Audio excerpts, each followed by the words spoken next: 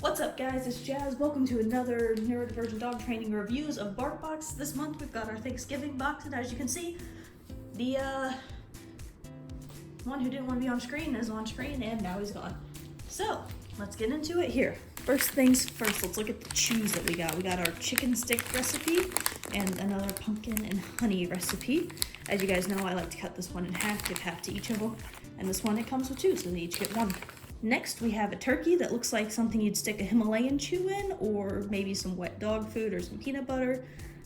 This hole's a little too big for their regular kibble. Next toy we have is corn. It's a big hunk nose, it has juice. Sorry, that song will always be in my head when I see corn. But it's soft texture here.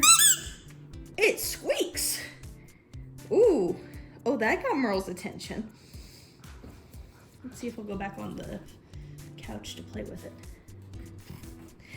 And yet again, Dolly says this is hers. And last but not least, we have our two treats. So we've got our cheese recipe with cheese bakes. These are just the little circle ones that they get every now and then. Love these, 10 out of 10. And then these are the beef recipe soft bakes. You can see they're kind of a rectangular shape there, so I'll probably cut these up because they hold their shape a bit better. I like to cut these up into smaller bits for them so they last longer.